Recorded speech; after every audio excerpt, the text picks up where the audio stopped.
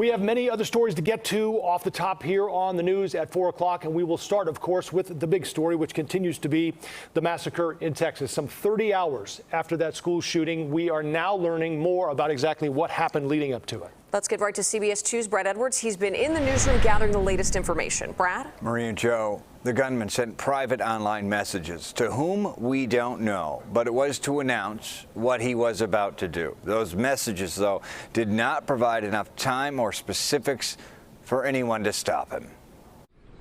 The gunman shot his grandmother in the face.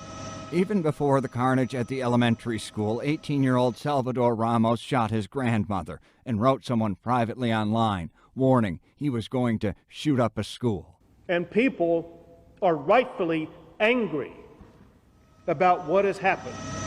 A few minutes later, he did.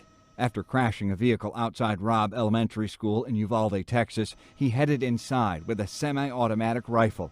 He legally bought it days before. Uvalde has been shaken to its core. He entered a fourth-grade classroom and opened fire. By the time it stopped, 19 children were dead. 8-year-old Uzziah Garcia, the sweetest little boy, said Grandpa. 10-year-old Eliana Garcia, she loved basketball. Also killed 2 adults at the school.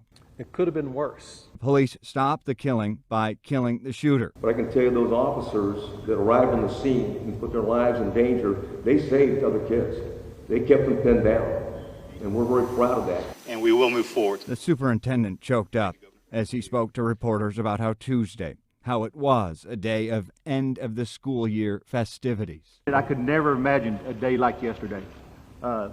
End of school, award ceremonies, the time of a second, third, or fourth grader's life at that point. The gunman's 66-year-old grandmother is alive in serious condition after being shot in the face.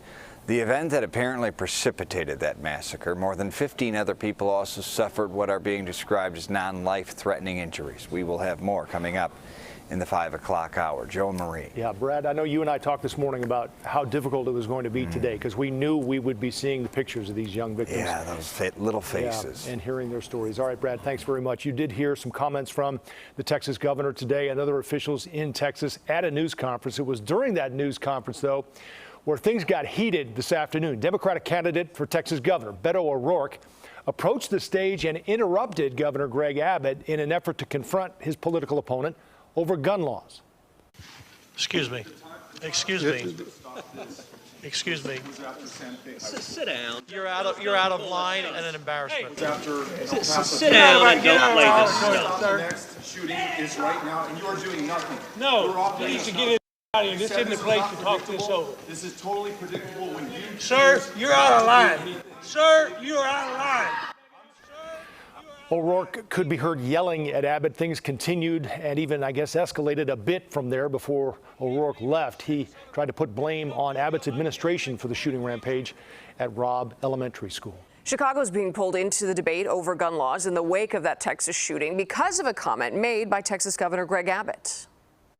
There are, quote, real gun laws in Chicago. There are more people who were shot every weekend in Chicago than there are in schools in Texas. There were 30 people shot in Chicago last weekend. Illinois Governor J.B. Pritzker responded on Twitter saying, quote, "You are lying about Chicago and what actually perpetuates gun violence. The majority of guns used in Chicago shootings come from states with lax gun laws." Well, here is the difficult thing we talked about just a minute ago. We are learning more about the victims of the shooting, and their photos or stories are also coming out now. Many of these students were just 10 years old. This is Mary Jo Garza. Her father posted this photo to Facebook with a single word comment: why?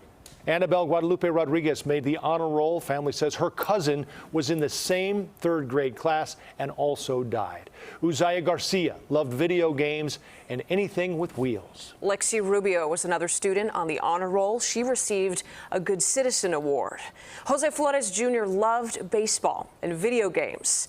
Xavier Lopez was funny, never serious, and he had a smile that his mother says she will never forget.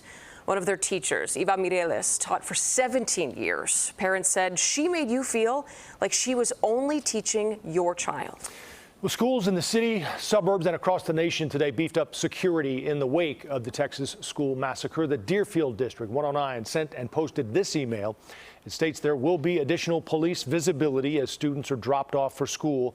The district added it has not received any specific calls of concern.